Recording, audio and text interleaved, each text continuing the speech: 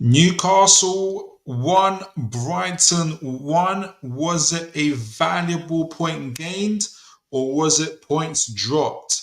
Let's talk about it right here on Toon Tactics TV, folks. Brilliant from Sham. And now Murphy can take on the shot. Fabian Sham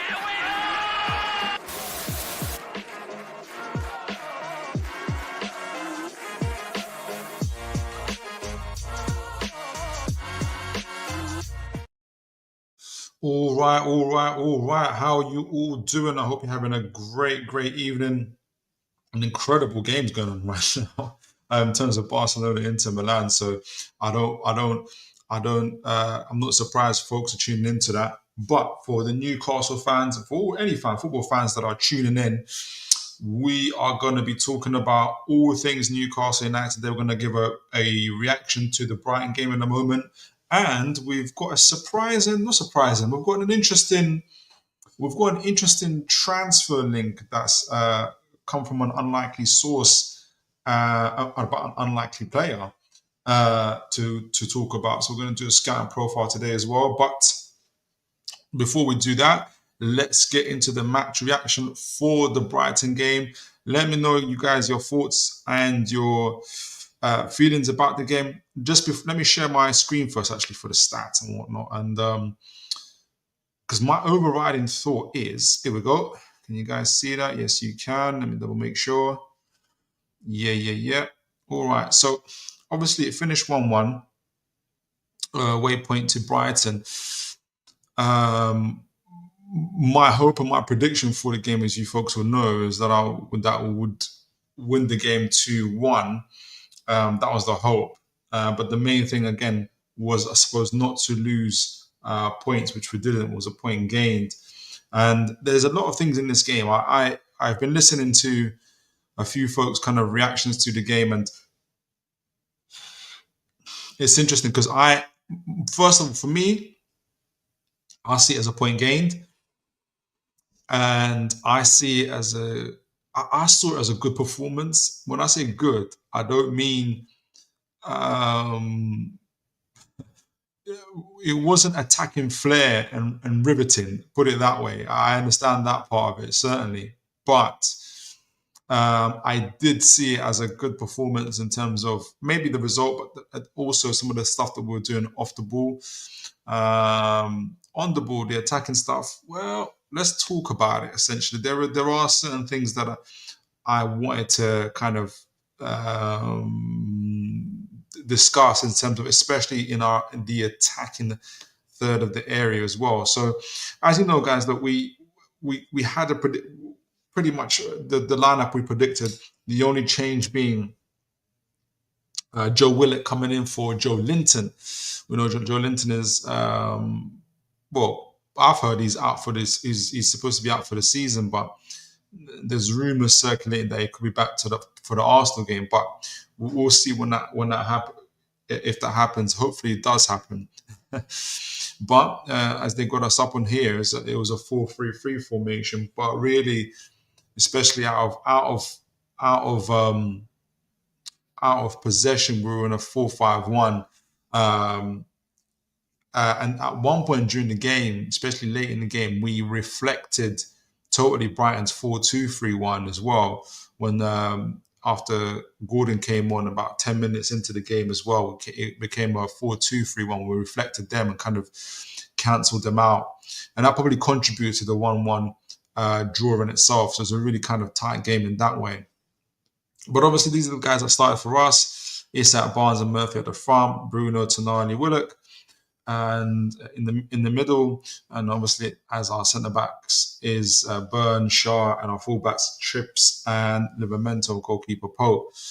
Brighton, it was Minte obviously was the main factor for them on the right, Welbeck at the front, Riley just behind him, and Dingo on the left, and Hishelwood and Baliba in the pivot. Baliba had a peculiar game, I thought. Some good stuff and some really bad stuff, like in terms of his passing.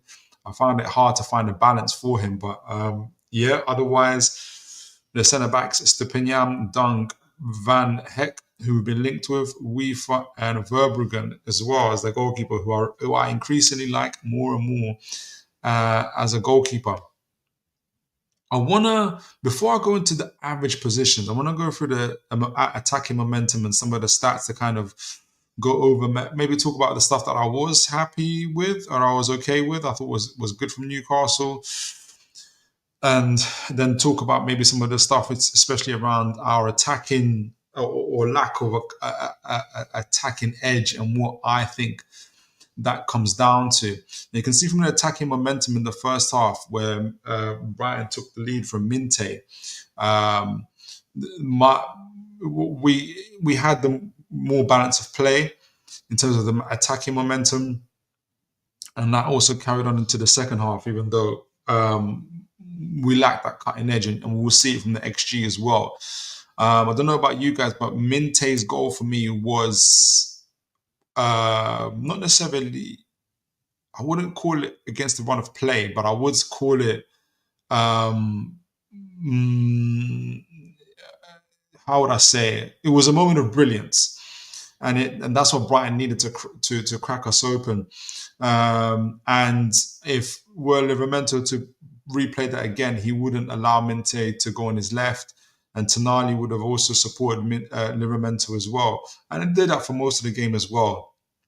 Brighton, I felt, lacked ideas a little bit, and they would go for the vertical ball over the top, so long pass over the top essentially, to try and catch Dan Burn against Minte's pace. But Dan Burn, I thought, was really, really good in his positioning, and then Shaw as well were excellent. And you'll see their stats as well in terms of Shaw and Dan Burn had really, really good games for us.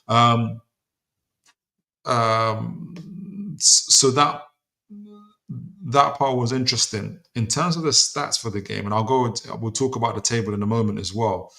Where's the stats now? It's gone off the screen. Where is it? On the left. There we go. So this is the first I'll break it up into the first halves. Who's in the blue? We are in the blue. So we did have more of the possession in the first half. It was the same thing in the second half as well, which was interesting because Brighton, I felt those periods where Brighton couldn't get out of their own half. They were forced to defend quite deeply. That's why I kind of felt like it was a good away performance, that was very controlled. Maybe, and the criticism I do have possibly is that it was maybe too controlled, especially in the attacking areas, which we're going to talk about. In the first half, we had 4 shots. They had 2. The goalkeeper had to make 2 saves. I think from what I can remember, fairly normal saves. Willock obviously had that chance when he ran from the left hand side, almost from our part of the pitch all the way to theirs. That was kind of a chance that he created for himself. You can see from our passes, we had more passes in the game. Had to make less tackles because of the possession that we had as well. So it was a very kind of controlled performance in that first half showing, especially. Now, if you see, and it kind of went into the same thing. And oh yeah, by the way, expected goals is very low, 0.25. You prefer it to be 25%. It's essentially not very high. And you'll see that also when I look on the Opta Analyst in terms of our shots that the XG that we had on goal was in that range as well. You kind of want it around the 0.3 area, so 30% quality of shots and expected goals. Quality of shots is different to expected goals, but either way, you kind of the overall amount is quite low. It's in the first half. Now the uptick as well in the second half, but that's mainly because we had that penalty. I can't remember how much XG is added when it's a penalty. Otherwise, it would have been just slightly higher in terms of our kind of expected goals. We've more or less maintained possession, just dropped off by 2.3% or so. Big chances, we created the one, they created the one as well. I can't remember which one we created. I wonder if I think it was the Wilson one where he had the keeper. We had more shots in the second half, which was better compared to what we did in the first half. Their keeper had to make more saves than ours. We had more passes than them. Obviously, we had more possession, tackles. So we were matching them in terms of physicality, I felt as well, which was important for us. I know it's not goals and attacking output, and we're going to talk. But there were other parts where I feel like sometimes we suffer or we don't perform as well as we do in these parts when we play Brighton. So I was quite happy with that. Shots on target, 3 for us, 1 to theirs, and I felt like they were more and more in defensive mode. We had to make 3 blocks, shots inside the area, 5 from us, 3 from theirs. I think we dominated their box as well.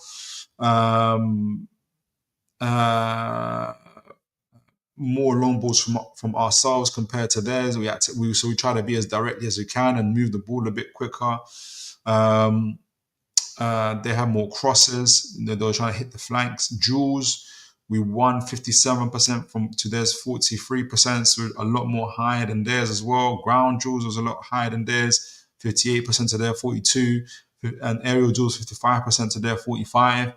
So physically, in our 1v1 duels and everything else, we were out muscling them, and we outperforming them physically, and that I think what contributed to our kind of overall dominance in the game, including territorial dominance. Now we're coming to the part where there was a little where we did lack.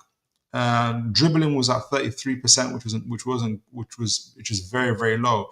And when you have that level of control as we did, it's going to come out more in the Opta analyst that we're going to look at.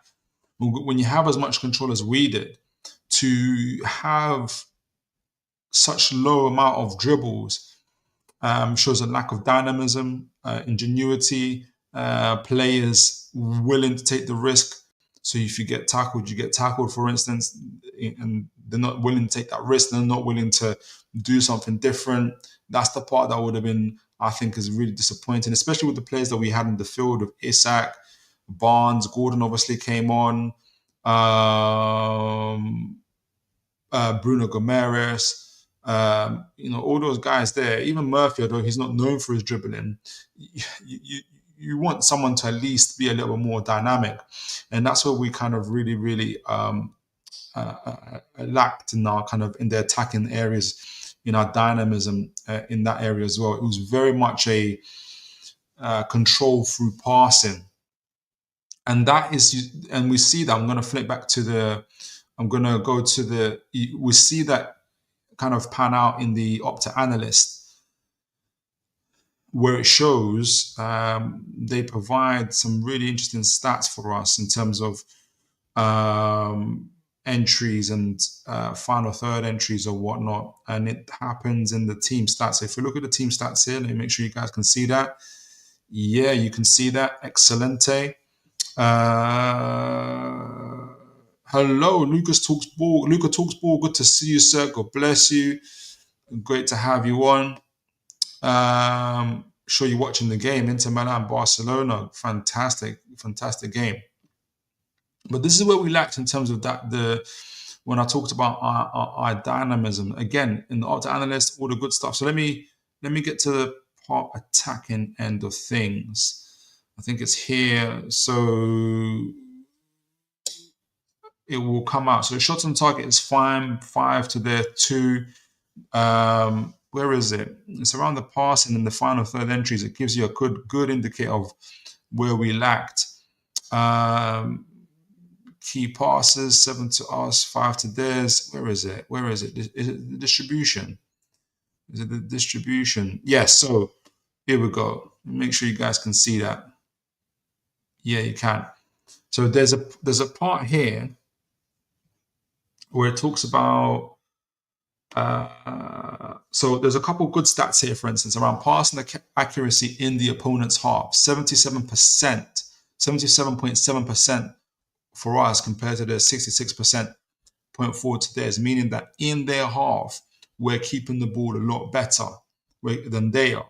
So we're having that territorial dominance via passing, but we're not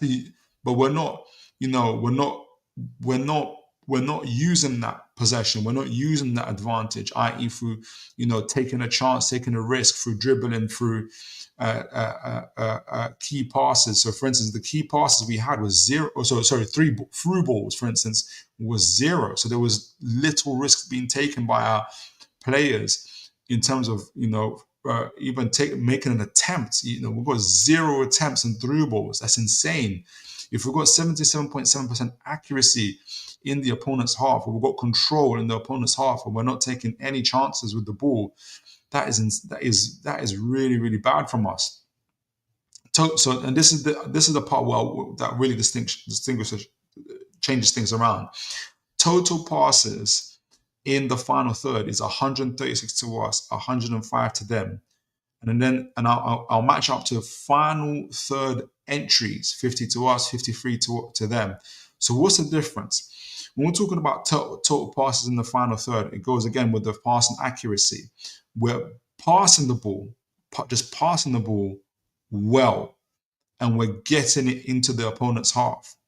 But in terms of final third entries, which counts dribbles, which counts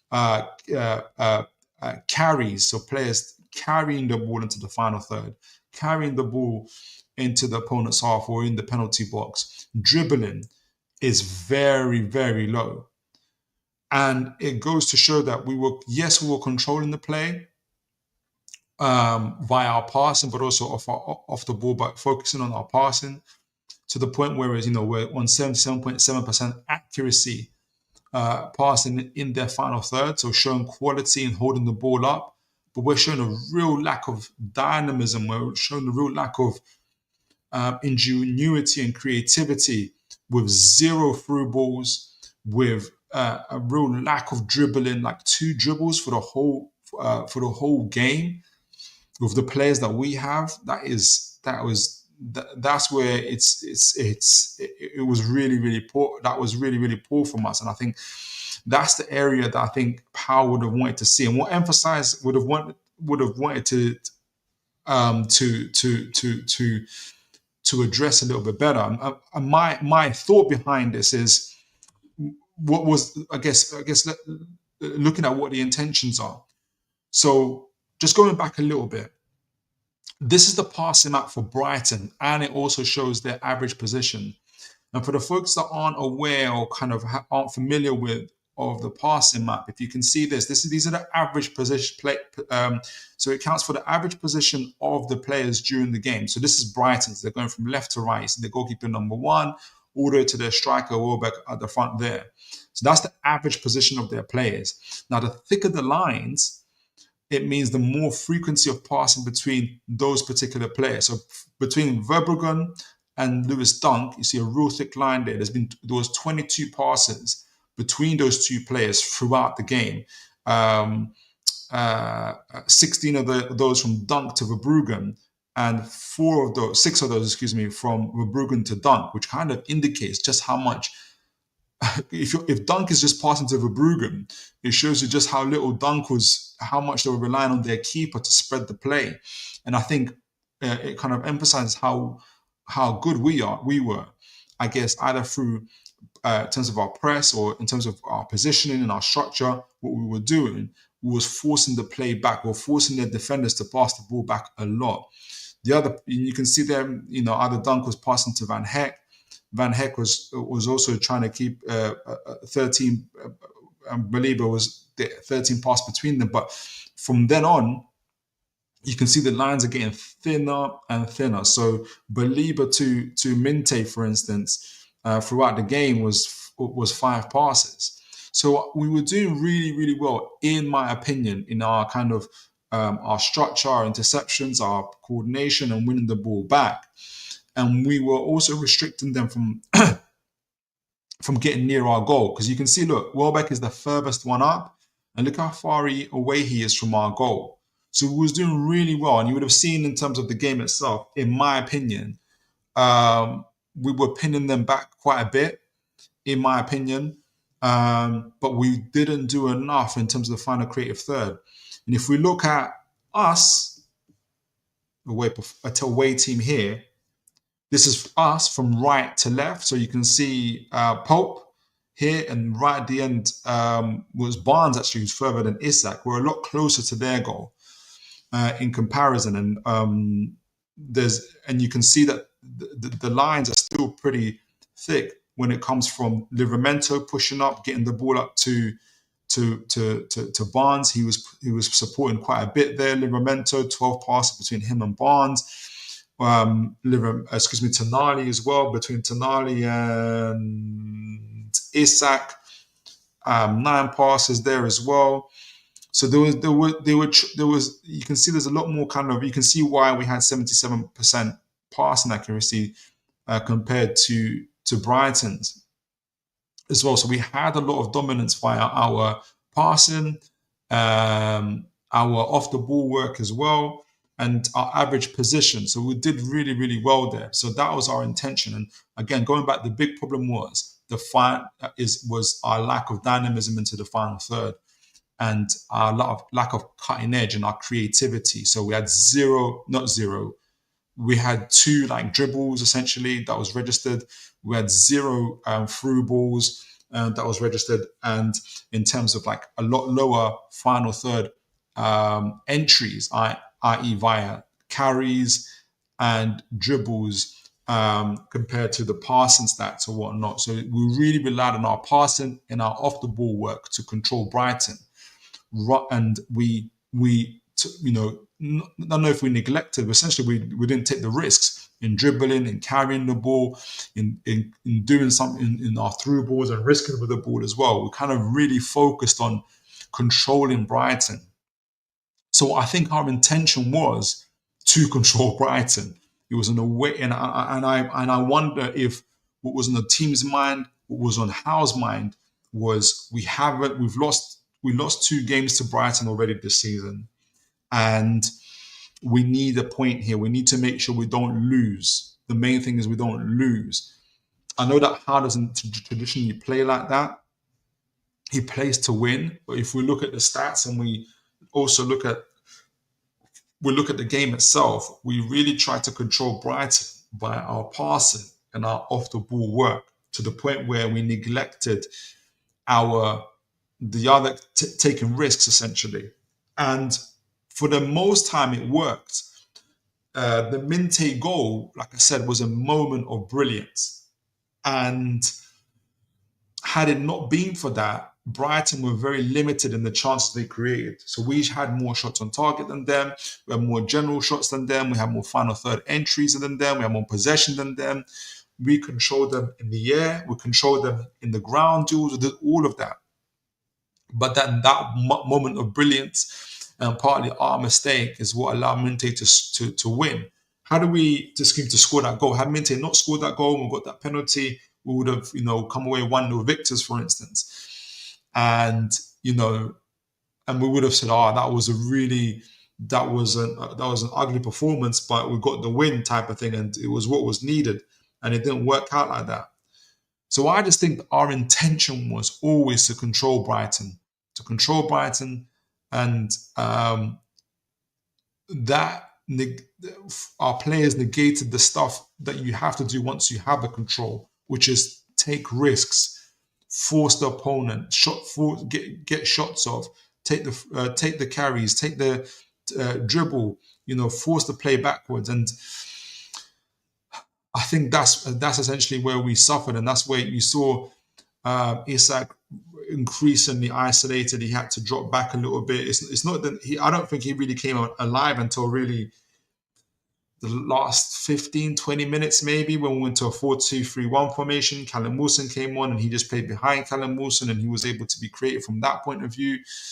Otherwise, there wasn't much from him, but then he wasn't getting the ball too much either. So, and he's a player that you need to try and get him in a position where he's able to take players on 1v1 in dangerous spots. Otherwise, it's useless. So, yeah, I think we could have done better. We could have done better, especially in just taking more risks, essentially. But for me, and I understand what people said, for me overall, and I understand why people might, after all that I've said, I still think it was a decent performance. It was a decent away performance. I think it was too much in our minds, maybe, that like I said, we lost to Brighton. We haven't beaten them.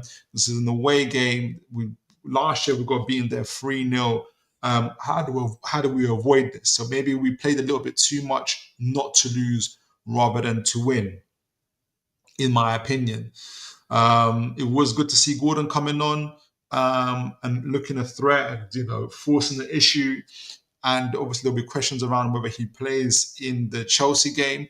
Let me know what you guys' thoughts are. Is there a way to play Barnes and Gordon as well? Because I think Barnes has been fairly decent. But yeah, for me overall, it was a decent performance. Like I said, it wasn't riveting. We wasn't dynamic. We lacked that dynamism, but overall, we were better than Brighton. We just didn't do the final bit that we need to do, which is show that risk, be risky, show that intention to score, dribble, carry the ball into the final box, be threatening. We needed our big players, our creative players, to be threatening. Your Isaks, your Gordons, your Barneses, your Willocks, and those guys. And I know the Willock carried the ball at one point as well, but we needed to have more of that. So yeah, it was a decent away performance, not the greatest, is my overall assessment. But let me know what you guys think. A few of you guys have come in. Good to see you guys. I don't know if you have been watching the Barcelona Inter Milan game. I'm pretty sure they're pretty still going as well. But it's good to see some familiar faces coming in as well. Davey Eddie, good to see you, sir. God bless you. Hi, Philip. In my opinion, we definitely gave away 2 points. Okay, yep. We had no cutting edge up front. Yeah, absolutely. Isak was a zero threat, and that bears. I forgot to show the XG actually. Has no cutting it. Isak, in my opinion, definitely gave away 2 points. We had no cutting edge up front. Isak will have a zero threat.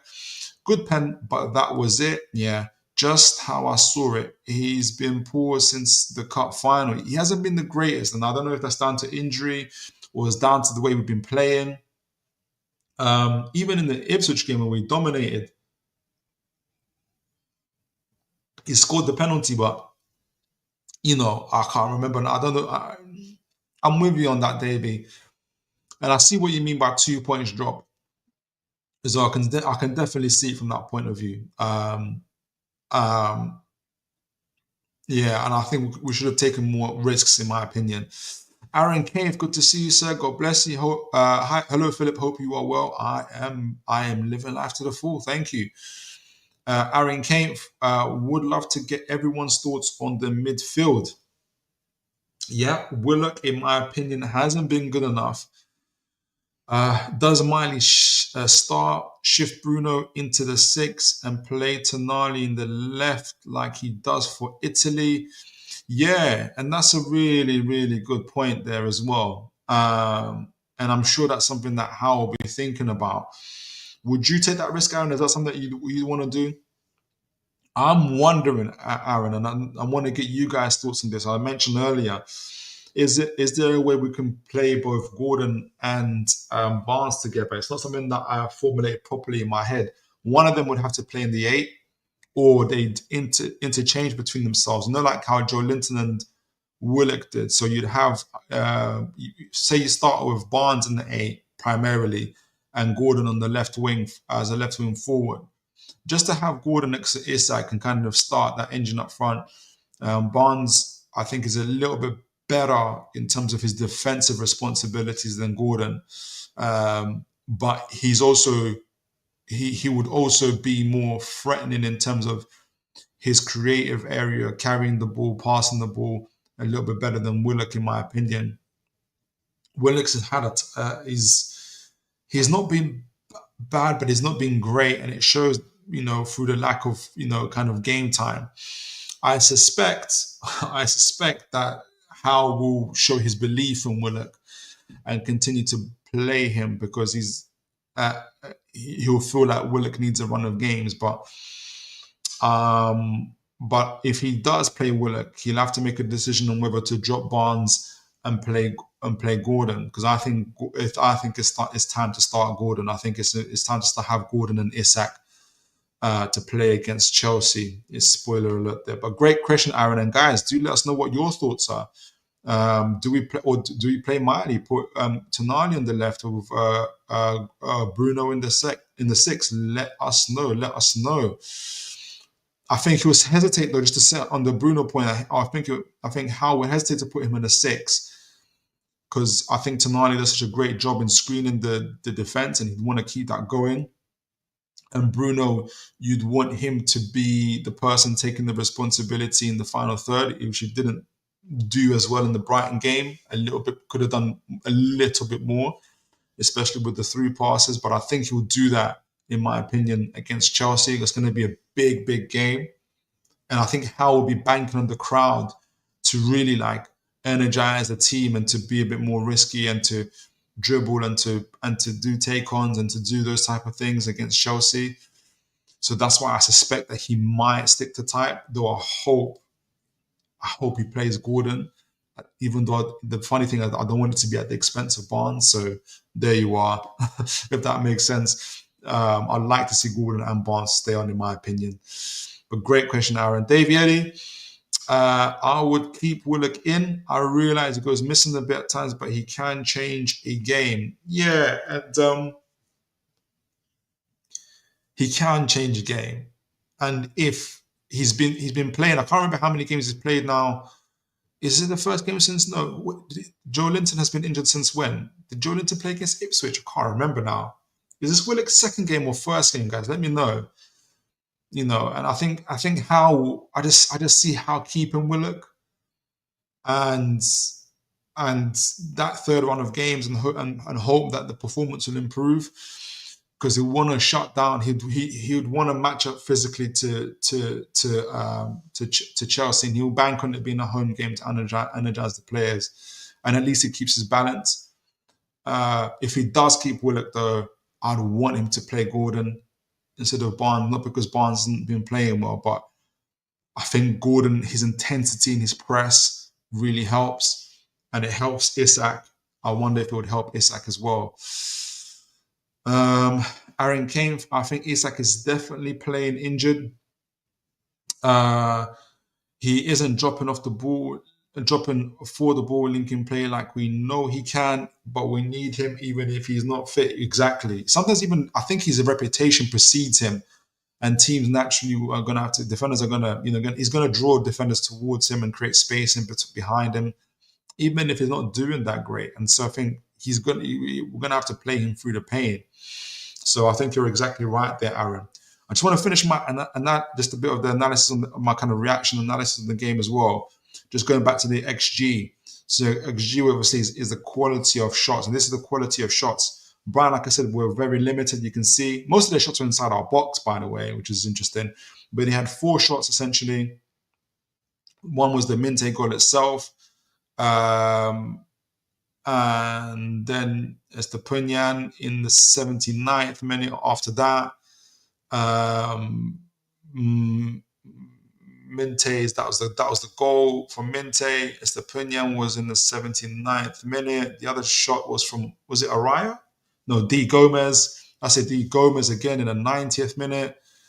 And the other one was from Minte again in the 79th minute. So they really had one shot on goal in the first half and about 3 in the second half. Whereas obviously we were a little bit, we had probably 3 times more according to this, but a lot of them very limited in XG shots in percentages. Obviously this is the Isak penalty, so 0.788, so which is like 78% in quality. You want it to be around the average. You want the average to be around 0.3, so about 30%, a little bit over. And most of our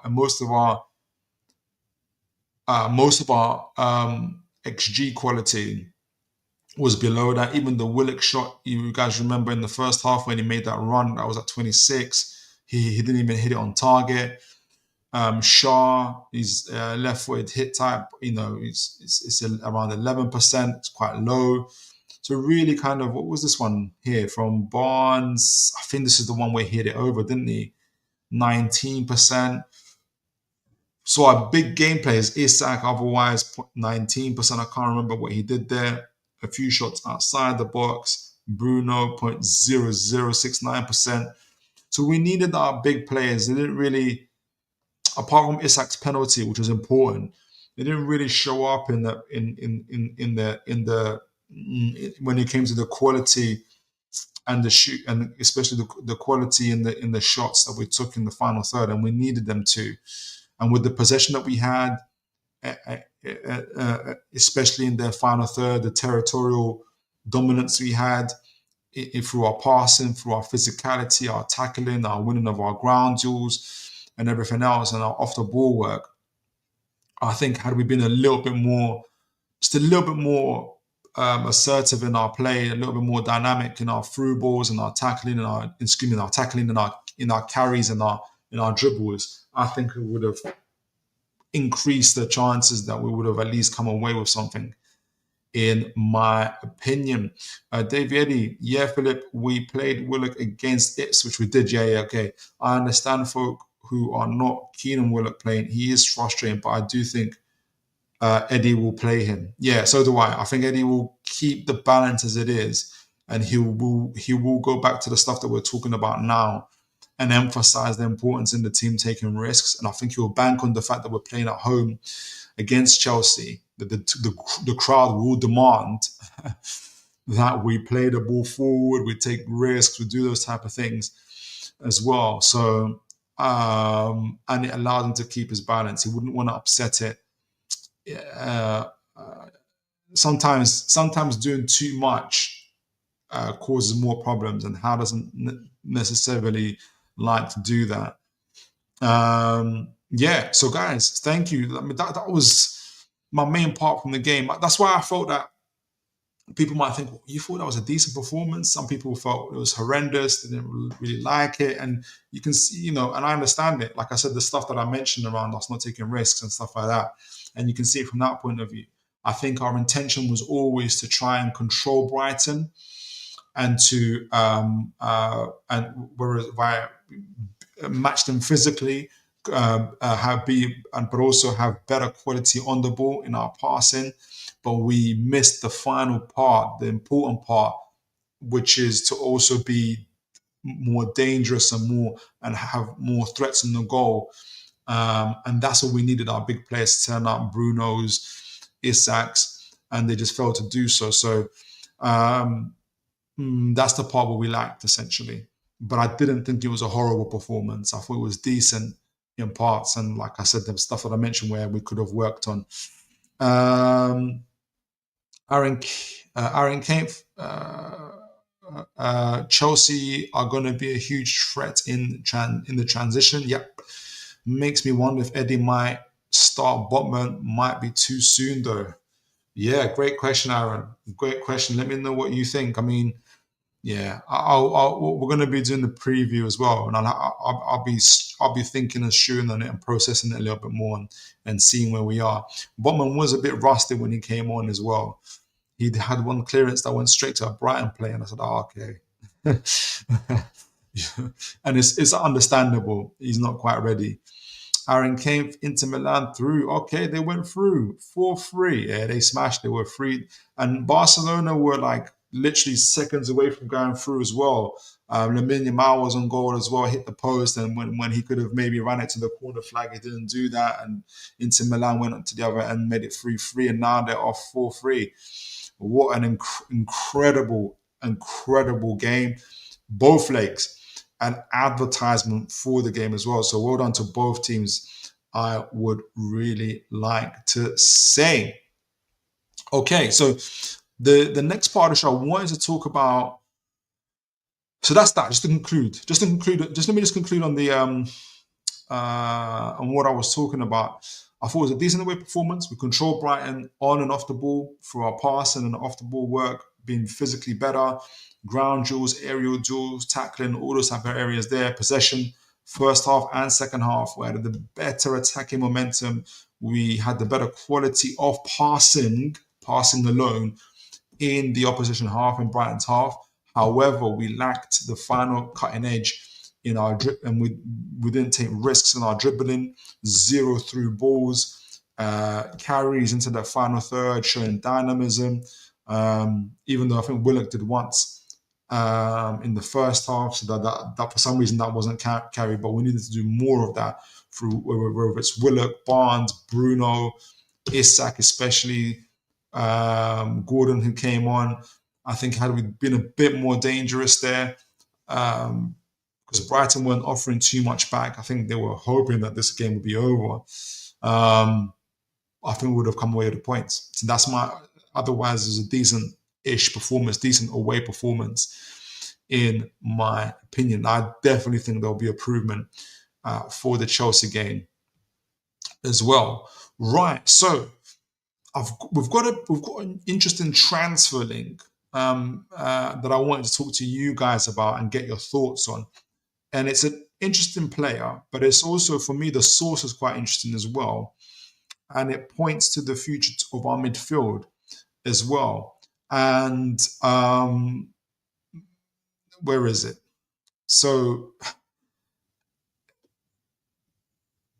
and I mention it of all the stuff that has been coming up because, like I said, the source is interesting. It's an unlikely source. Let me find it. And the fact that the Players Club have been discussing it quite openly, which was interesting there.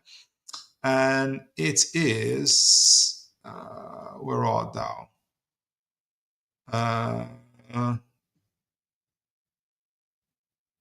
Let me get it back. Let me get it here.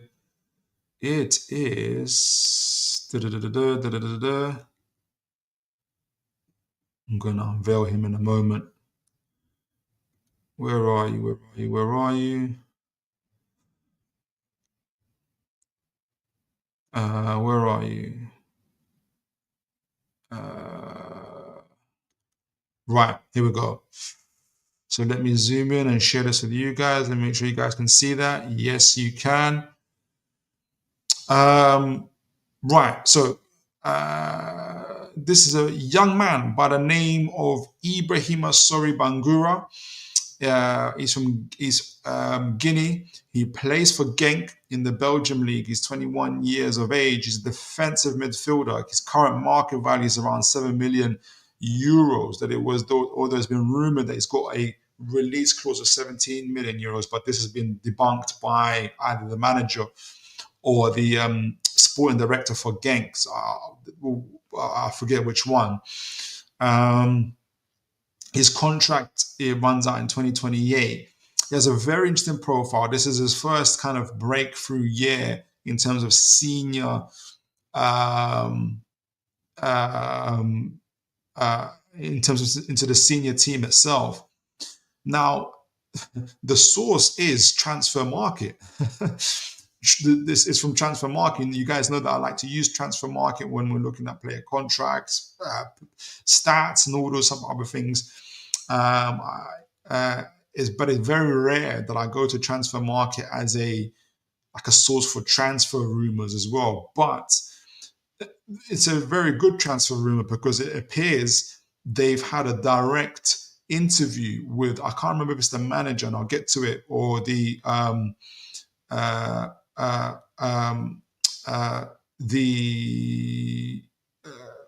where is he? Or the sporting director for Genk. So where is it? So let me open it up. It's where is it? Is it here? So Premier League interest. And we'll go into the profile of the players. Essentially, he's a DM, defensive midfielder, screens the back four really well, really kind of almost like an enforcer type.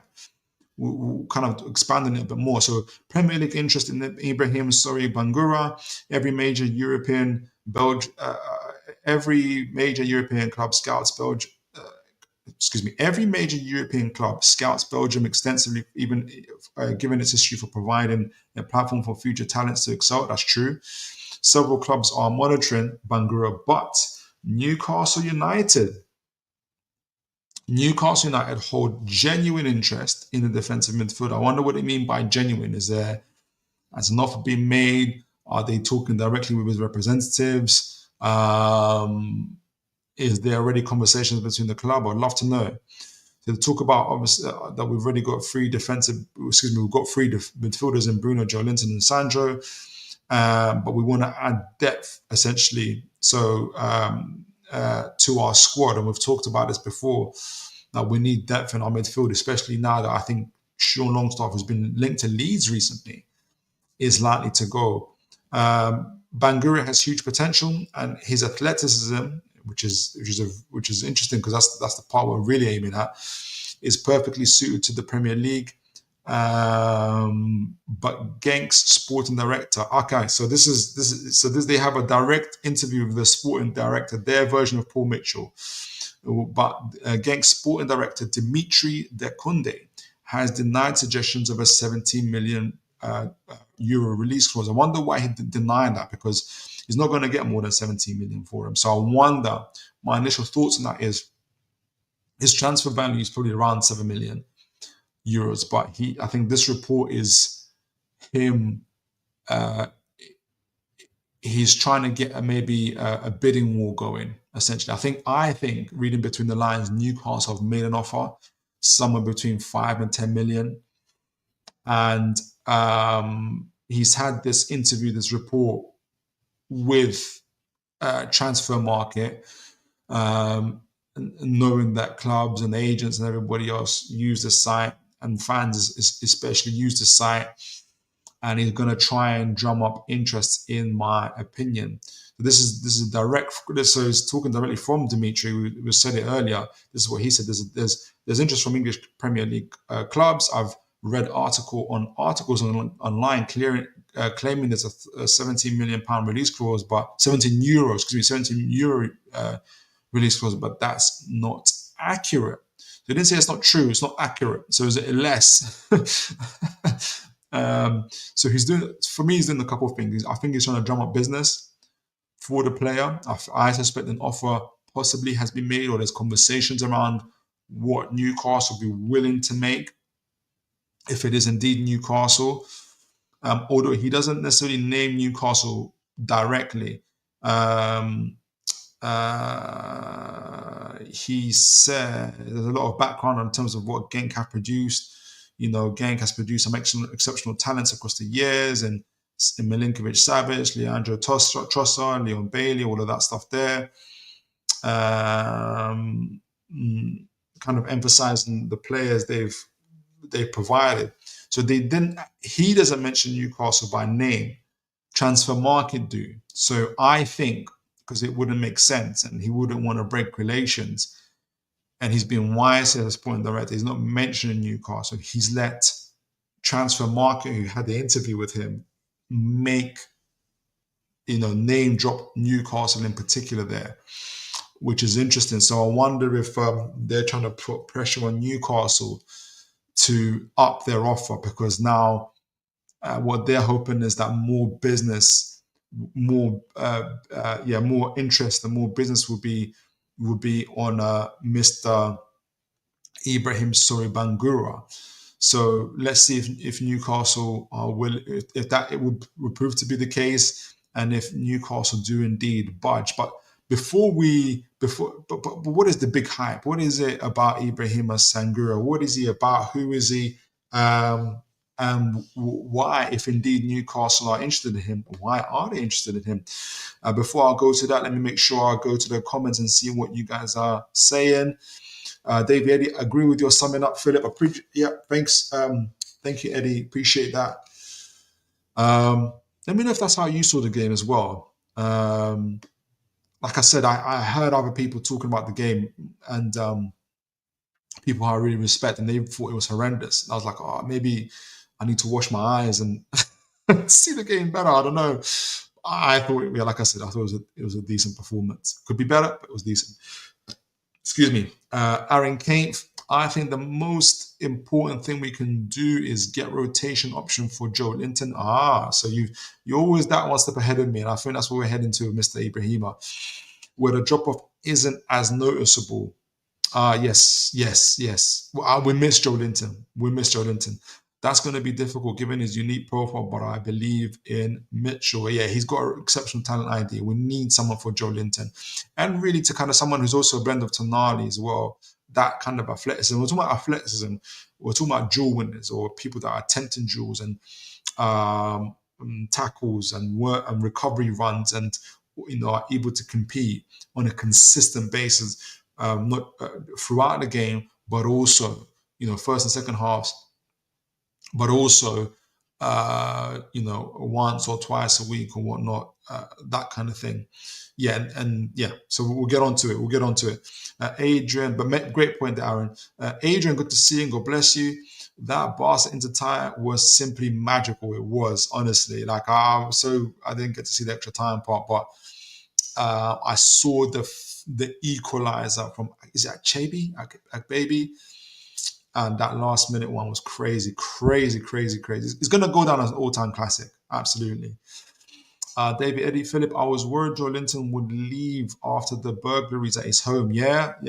You've got to put your family first. Hope not, of course. Yeah. And that's the kind of stuff that prevents players from going to clubs or to certain cities, but also sometimes makes people's mind up about leaving the club as well. So let's get on to what is the hype around Mr. Ibrahima Sory Bangoura? He's 22 years old here, but I think he's 21. Maybe he's 22 now, but I'm sure he's 21. So like I said, he's a defensive midfielder. This is his breakout season. Let's get a little background on him as well. Who is Ibrahim Bangoura? So Genk are one of the most successful clubs in Europe for maturing talent. Yep, okay. So since moving to Genk from Johnson Academy in his homeland, which is Guinea, in 2022, so only 3 years 3 years ago, Bangoura's development has been eye-catching as he quickly acclimatized to the demands of European football. So this is obviously in Belgium now. The towering midfielder, he is towering. He's 1.9 centimeters tall. So about what? Is that 6'4", 6'5"? What's 1.90 centimeters, guys? That's 6'4", 6'5", and you'll see from the highlights, he is towering. He's tall. Was unquestionably raw when he arrived in Belgium, but he's polished his game significantly and his defensive. I'm going to go actually to another profile as well that adds a little bit more to him, because he's really has significantly improved. His scout player profile. He's polished his game significantly, and his defensive acumen is incredible for his age. Remember, he's a DM that screens the back four. So we're going to look at some FBref stats, and you'll see a lot of the stats there are really kind of pointing towards a ball-winning midfielder, essentially. So yeah, they say he's 21. It says for some reason he's 22. But his polished game, defensive acumen, he's regularly been compared to former Genk star Wilfred Ndidi. The 21-year-old possesses the skill set to excel in major European league, and Genk's resolve could be tested this summer. So Genk's scouting network discovered Bangoura in his native Guinea, and their decision to take a low-risk chance on him has been inspired. After arriving in Belgium, Bangoura spent his first season at Genk B team, Genk, and you'll see that.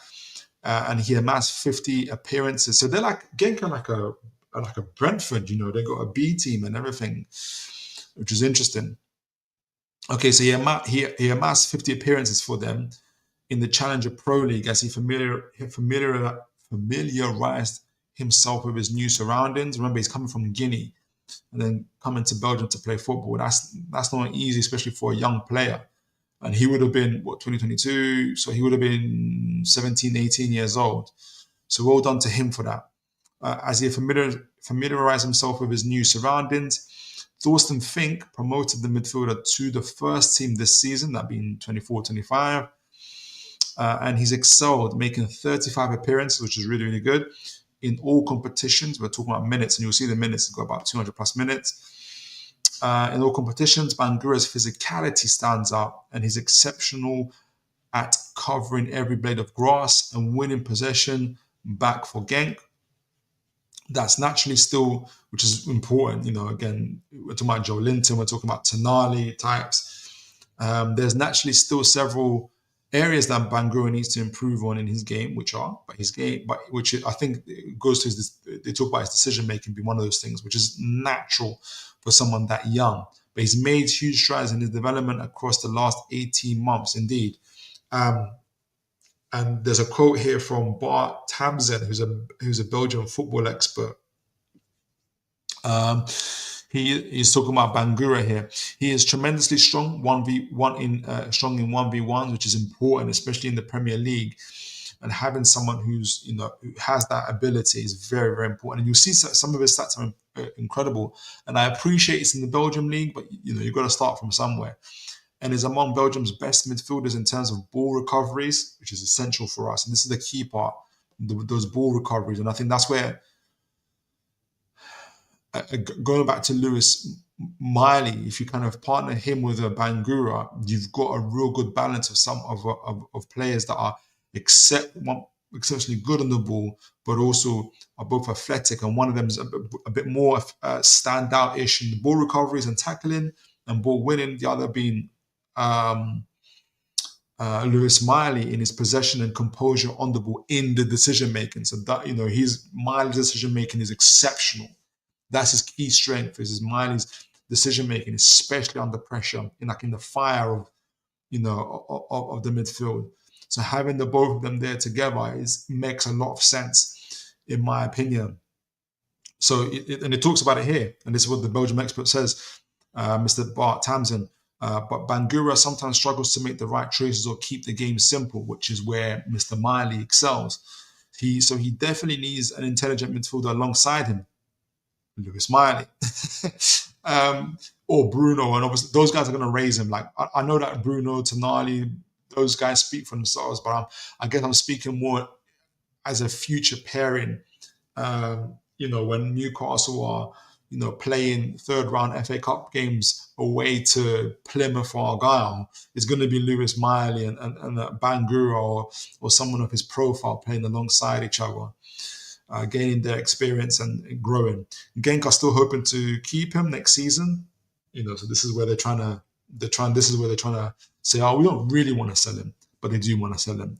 So they want to keep the price up. So Genk are still hoping to keep him next season with the prospect of European football, as they realize that he's not yet a finished product and that his market value or transfer fee may only increase further. And this is where, they're trying to get as much money for him, and that's totally understandable. Mr. Tamzen says further, at over 6 feet tall, so I think it's about 6'4", 6'5", Bangoura's physically imposing presence and nailed down a starting role immediately after joining. This is after joining from the B team, Genk's B team. But there's still room for improvement in his game. He's tremendously strong in 1v1s. We talked about that. What else did they say?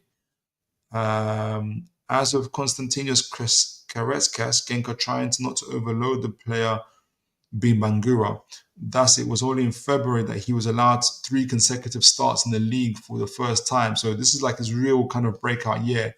Genk are still hoping to keep him next season with the prospect of European football, but there is interest. So they're just trying to drum up interest. I suspect, and then they, not them directly, but Transfer Market have name dropped Newcastle United after speaking to the technical director.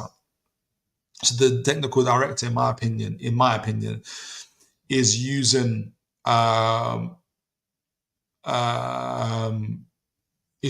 Transfer Market as a mouthpiece to say, "Hey, Newcastle are talking to us.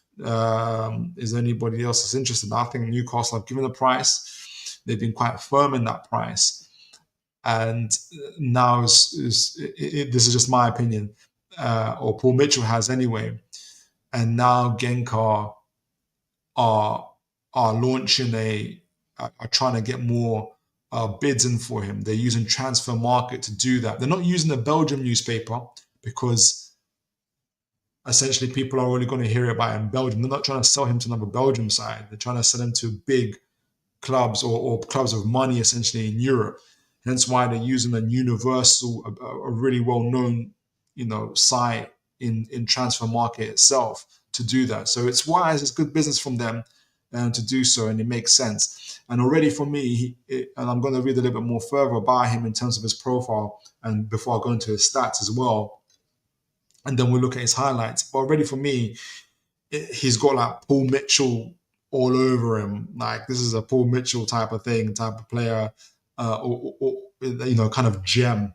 that we're looking at. So let me, before I read that, I want just to get a bit more kind of nail down his profile a little bit more. This is from the Genks website. They're talking about his profile. They're kind of excited about how he's developed as well. This is back in February.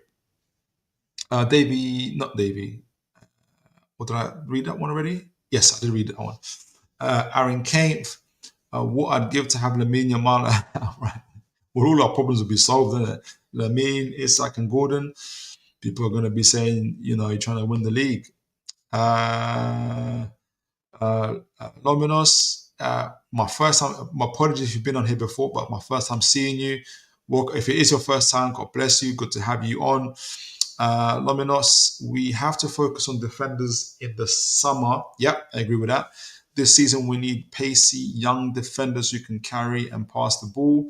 Unlike our current defenders, who would you like? We've been talking about. I don't know if you're familiar. We've been talking about Gahey. We've been talking about all the defenders. We've been talking about Mark Gahey, Malik Chow, Cassano. And we've been linked to obviously Kwanzaa, who had a horrendous game against Chelsea, by the way. And again, the rumors have come out saying, no, Newcastle are still interested. I think that's his agent. Getting a bit nervous about that performance. But let me know, Laminos, who would you want?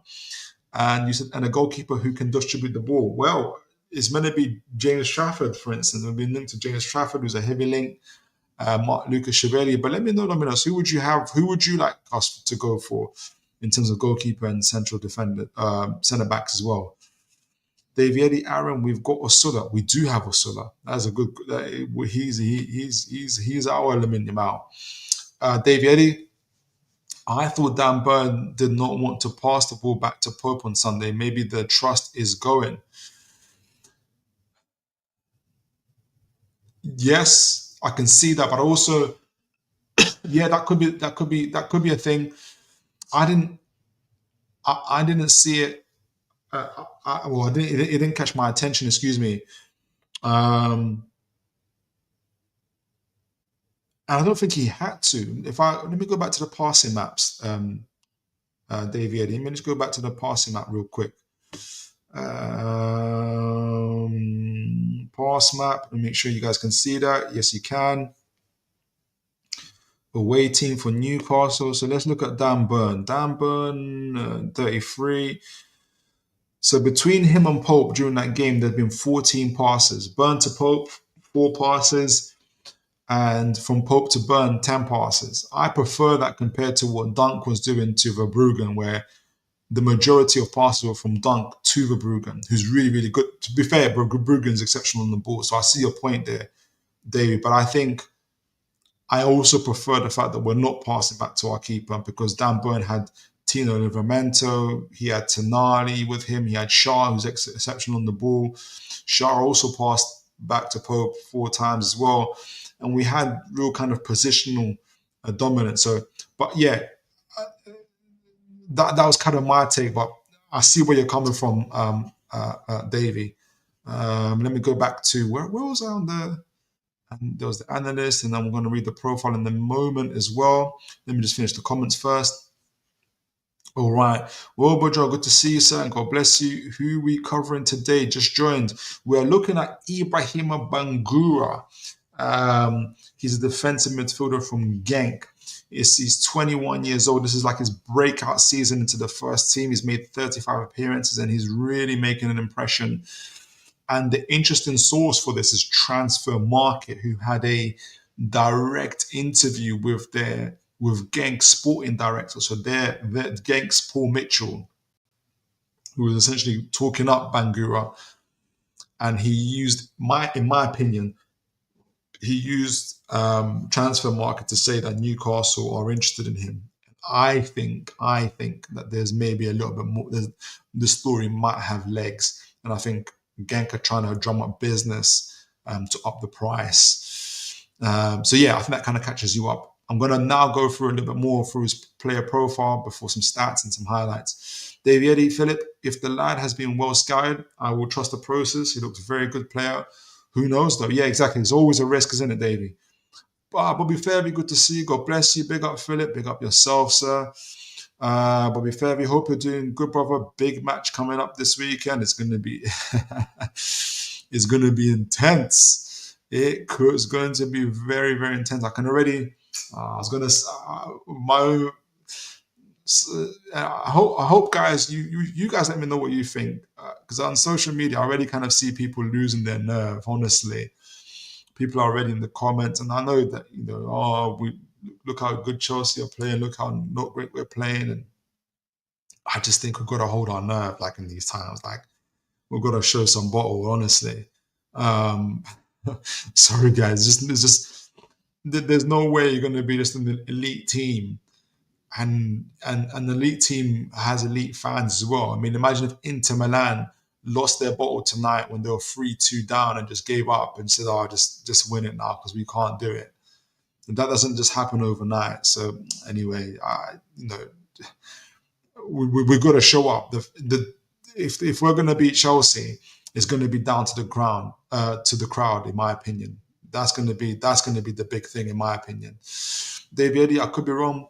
Been wrong before, and we all can, honestly, Davey, and we could all both be right. I'm sure Byrne isn't like infused all the time to pass. If he had a James Trafford of a Bruggen, someone that was very good on the ball, you probably see him passing back a lot more, to be honest.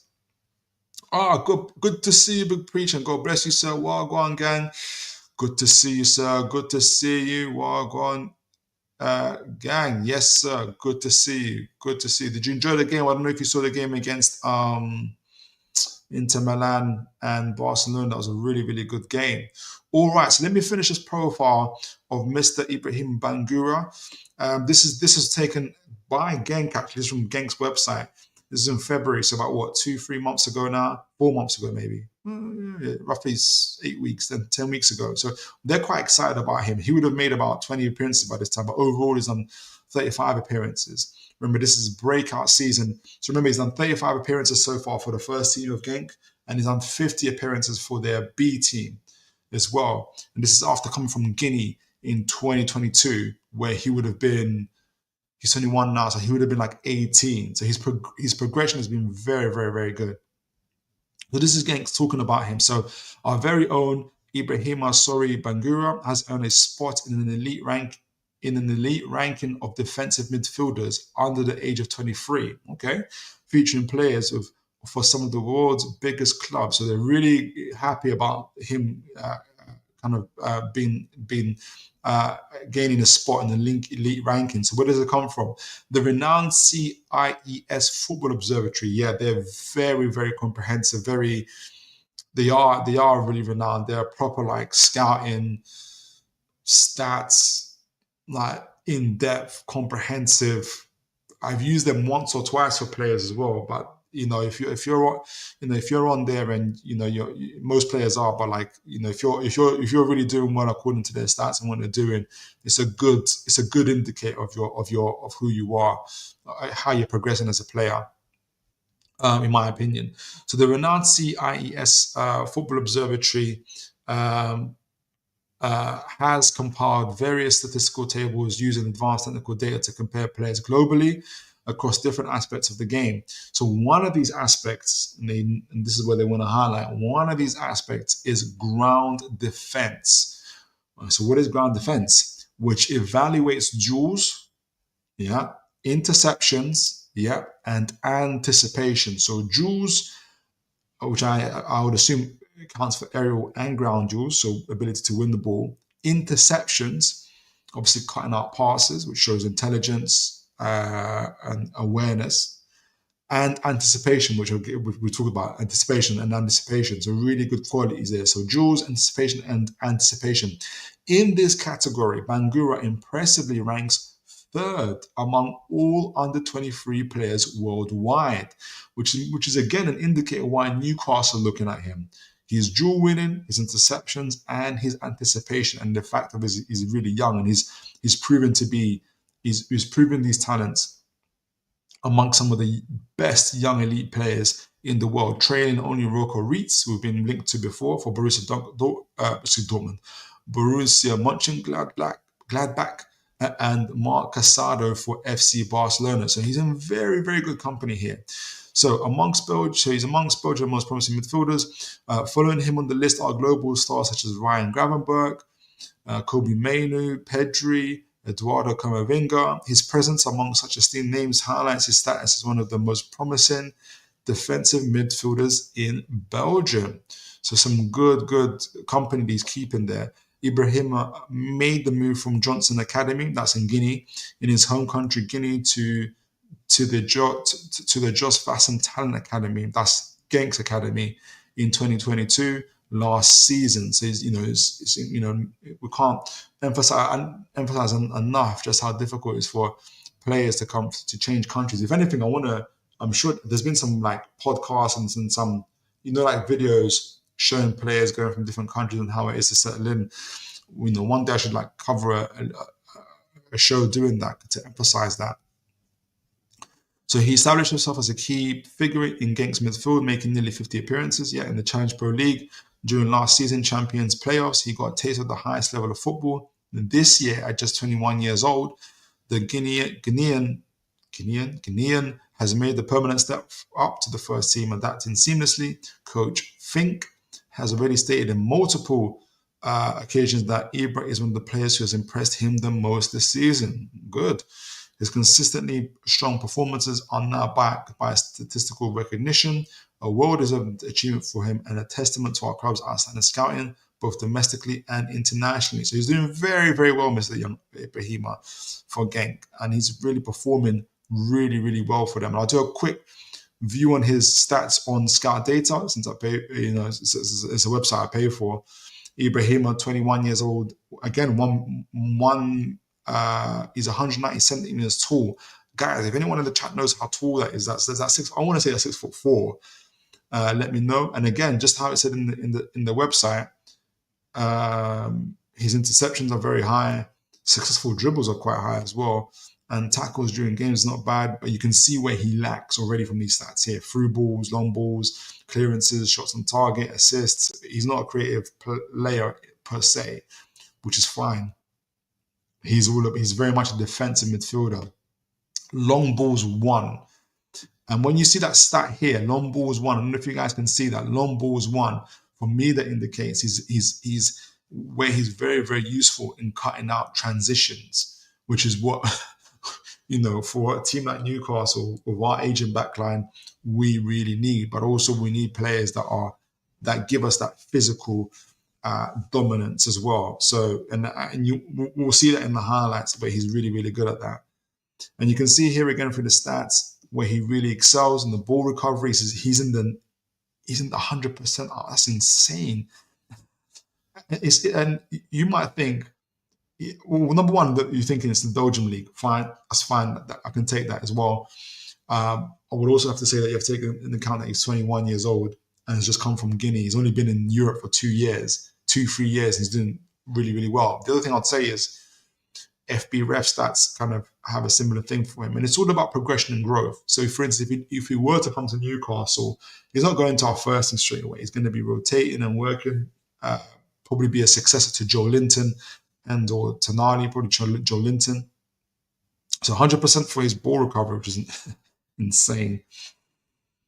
Progressive carrying, so taking the ball from point A to B, 82% now, really, really good. 56% now for ball retention. So we're talking about his decision making. Maybe that's where he needs support. And 52% now for his progressive passing. So I can really see him line up well with Lewis Miley. Like I said, in the third round cup tie against Plymouth Argyle, the both of them together would be really, really, really good.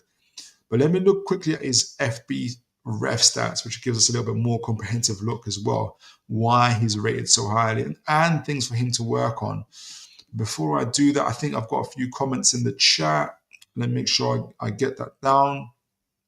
Let me know what you guys think of him so far. Big Preach. Couple nervous Newcastle fans versus Chelsea. These are the big games you want. Exactly. And that's exactly the point.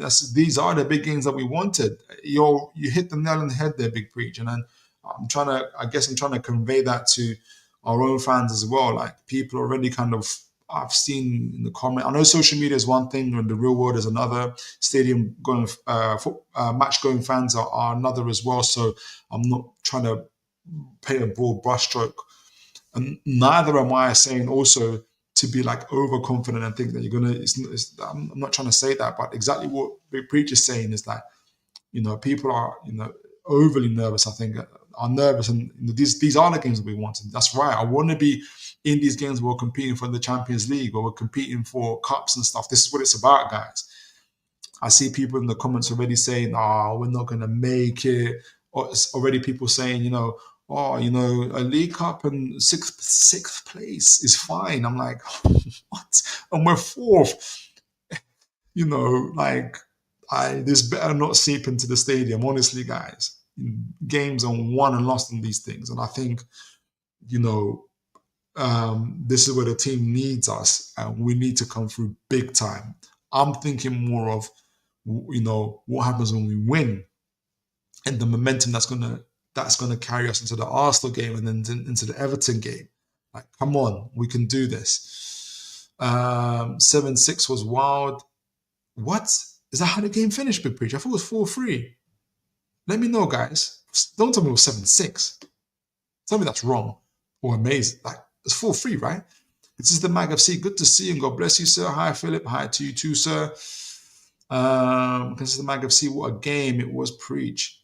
It wasn't 7-6 though, guys, was it? Was it 7-6? Guys, someone confirm it to me in the chat. Onaya, good to see you, sir, and God bless you. Hi, Philip. Hi, chat. Good to see you, sir. Oh, guys, please do remember I always forget to say this. Please do remember to like, share, subscribe, folks. Onaya, within 3 seasons' time, Newcastle will have epic Champions League nights tonight. Yeah, I hope so. But it starts off with us having epic, it'll be afternoon kickoff against Chelsea, in my opinion. Going back to that point again, guys. It's gonna start with that. Like, those nights don't happen just overnight. Like, it happens now. Lamino's good. You came back. Great. Thank you for that, sir. I sent it back. I would go for Alessandro Ribeiro from Lille, and I've seen him play a couple of times. And I've heard people talk about him a lot. He comes highly recommended. Won't cost more than 25 mil. Best passer I've seen in defense, and he's a giant who can carry the ball. He's fast and intelligent. I totally agree with you on that there. Good call. Really good call there. Aaron Kane, seen the links to Kobel before. What would be a statement signing a proper world-class goalkeeper? I'd have to look him up. I hear lots of things about him. I haven't really focused on him too much.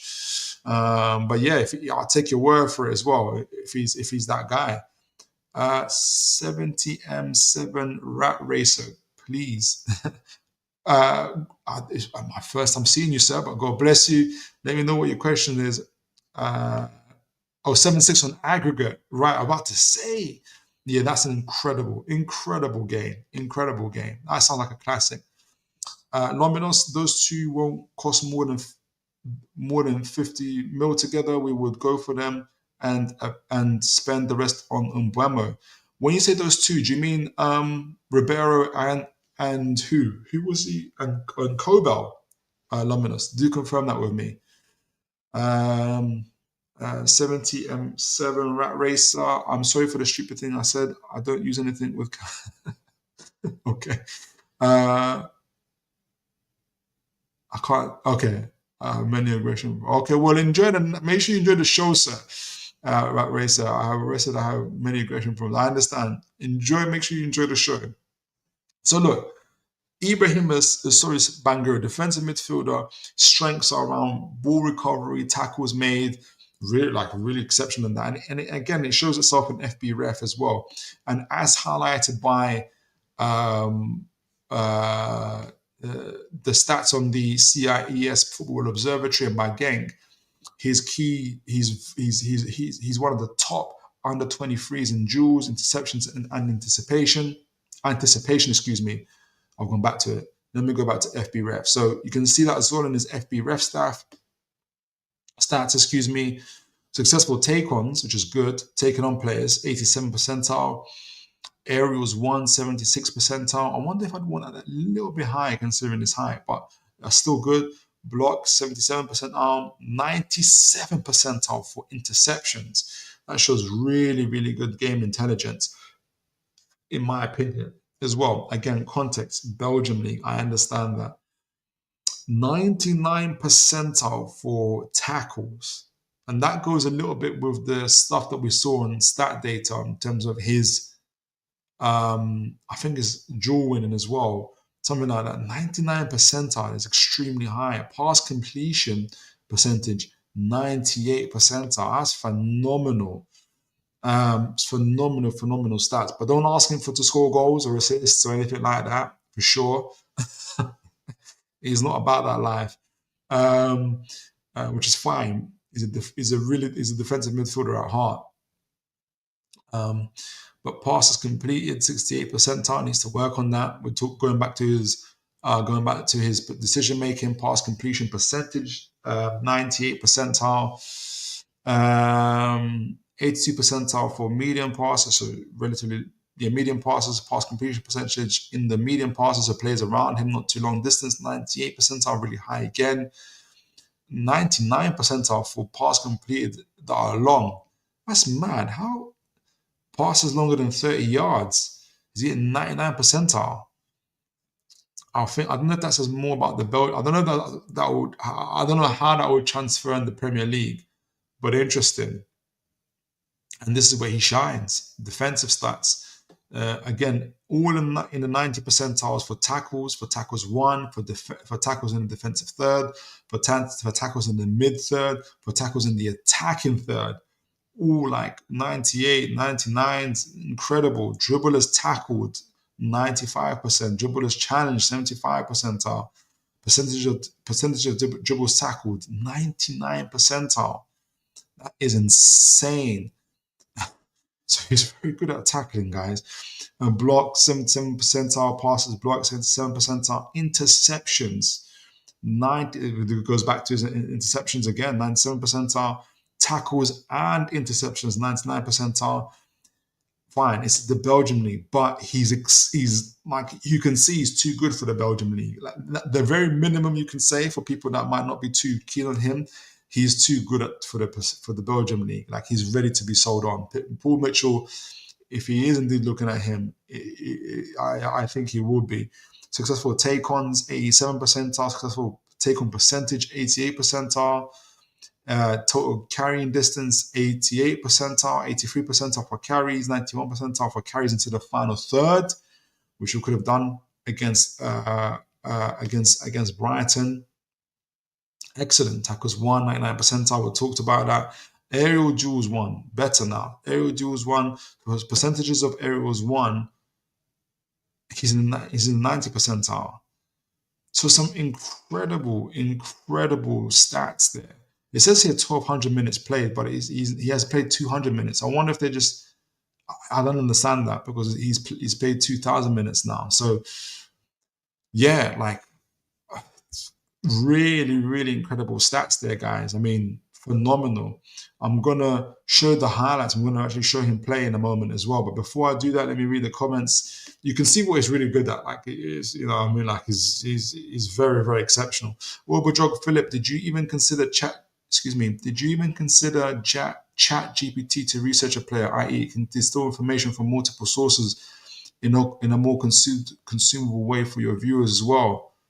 I use like Grok and other stuff like that. Sometimes I don't always do that. Would you like some of the stuff to be a bit more concise in what we're saying? Do let me know. But yeah, I do use it to help me, like I said, to distill information when I can. Especially when I have time, I do that a little bit more. But yeah, try and get as much time as I can to do that more, because I want it to be digestible for folks as well, and what it means as well, and to make sure that sometimes the most complex stuff, complex for me and for folks as well, becomes simple as well. So I think that'll be the key. But yeah, I do Wobo, and would be doing it a lot more as well. Lominos, it's Joan Gus. Oh, Joan Garcia. Joan Garcia is the other one. He's being chased by Arsenal, a second choice, but we should go for him. I need to look him up. I need to look him up. Laminos, but appreciate you showing me that. Davey Eddie, Newcastle to win 2-1 on Sunday. Some early predictions there, Davey. Love that. My prediction record is a disaster. I think you got one or two right though, Davey. Davey Eddie, thanks Philip. Plenty of content tonight. Yes, sir. Thank you for that, sir. Appreciate you for that. Jam Stasher, as far God bless you, sir. Good to have you on, by the way. I don't know if it's your first time. Apologies if you've been here before. But great to have you on. Jam Stasher, as four forwards, progressive carries, plus successful take-ons, plus shot creating actions, done in the final third, and you really have a special player there, probably very difficult to get. Oh, as for forwards, so 4 players, so you mean like the right-wing forwards, or just forwards in general, progressive carries, yes, successful take-ons, yes, shot creating actions, yes, done in the final third, and you really have a special player there, probably very difficult to get. Yeah, your Mbuemos, Maduekes, they are difficult to get. They will be expensive, and especially to produce as well. We had Minte. We did have Minte, but that's an old story now. But yeah, you're right, Jam. You're right about that. It would be great to have those type of players. Wobojog, no, but I used to research a player. I used to research a player weakness and what can be done to improve them. FBref graphs take me longer to see the weaknesses. Oh, right. Okay. The last player I looked at was Erdegaard, and his footedness bias that limits his passing angles is something I can't catch in the graphs and tables. Yes. Yeah, I do. I did it for the last. Was it the last show? I did it to do the. Was it the last show? I did it for the midfielder stuff, for the midfielders. I had a little bit more time, but yes, I do when I can. And yeah, it does work. It does really work. Yeah, absolutely. So let me show a few highlights before I close off the show for Mr. Ibrahima and get you guys' thoughts on it. Let me make sure you guys can see that. Can you see that? Yes, you can. And let me know what you guys think. So, I've gone off the screen. I'll go to YouTube. Brilliant. All right, so let's do it. Mr. Ibrahima, Sory Bangoura for Genk. So he is very tall. Look at that. You can see his ability on the ball there, picking it up. Progressive right-footed, pass 1, pass 2. He does that outside of the foot passing. He did it again here as well. So he's got it in his locker to do it. I know that his through ball stats and everything is very low, but he's doing it well there. And you can see wow, he's some really strong there. Really, really strong there.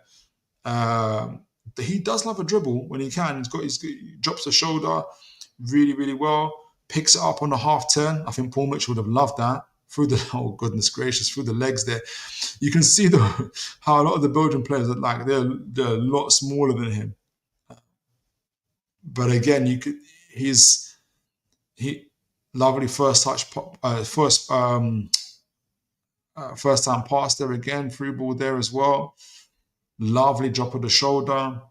He does love to do that. You can see that he's very confident on the ball, has good awareness there. Pass 1 player, pass 2, gets it onto his forward line, pass it back. Good work there again, picking up the ball, getting those through balls in. He doesn't reflect in his stats as much, but he does love a through ball that when he can get it. And he seems to be very confident on the ball. If he carries the ball, he carries the ball. If he holds the ball up, he holds the ball up. You know, he's not so. If he doesn't just pass, he seems very cool and composed on the ball. I can really see him playing alongside Miley. This is the type of profile, to be honest with you guys, I'd love to see playing alongside Miley. And again, I mention Miley because I'm thinking of third round FA Cup ties against Plymouth Argyle. But also, when we're trying to rest Tonali, Joe Linton, Bruno, all these guys, you're going to have your Mileys, Bangouras, and probably Willock alongside them playing. I think that would be really, really good setup. But also, you can see him, he's got the ability to play in the 6 and in the 8 role, in my opinion. He's right-footed, so he'll probably be on the right side of the pitch rather than rather than left. He's got a vision for a pass when you can see it. Again, it's not really reflective in the stats too much either. But you see a lot of the times in his tackles, very strong in the tackle, very progressive as well. Play make from deep as well, carrying the ball there, progressing the ball there as well. He's got vision on him. Like, I don't know why that's not such a big. Well, actually, it wasn't. It did show in the 30-yard passes, didn't it, guys? It showed like 90% now as well. To be fair, again, strength in the tackle, good anticipation, gets the ball there, gets him moving. A lot of the times when he gets the ball, everything is forward. You see that? He's like, yeah, forward again. So you can see why his forward passing is quite high as well. Good anticipation, winning the ball in the final third, progressing with it, holding off the player as well there. Again, good recovery. You can see why his recovery tackles are really, really high. Really strong, really good athleticism as well. And guys, this is his breakout season. He's got a goal for himself there. This is his breakout season. This, for me, he's got Paul Mitchell written all over it. And I love to see him play alongside Lewis Miley as well. Decent finish there. And he's only 21 years old. I see him getting possibly even filling out his frame a little bit more there. But yeah, guys, let me know. Oh, still playing. Let me know what you guys think. I think he's. If we're talking about gems, and if we're talking about low risk in terms of financial outlay, I anticipate somewhere between 5 and 15 million euros for him. Let me know. So let me know what you guys think of him, and we'll conclude the show. Aaron Kempf, at first glance, he reminds me a lot of Gravenberch. Is it the half turn that did it for you? Let me know. Onaya, he's a giant. He is, isn't he? Like let me look at Google quick, because I keep on asking.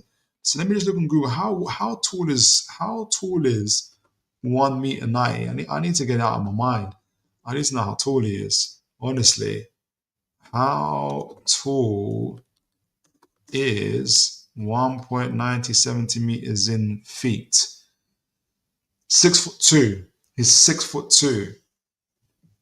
He looks taller, honestly. No, not here. Gosh, he looks tall. He looks tall. He looks taller than that even. He is a giant. Jam Stasher, did he start for Genk in their Champions League matches? Great question. Let me look up his transfer market stuff. Did he start for Genk in the because it doesn't really mention that because I don't remember him. I see the other gentleman playing.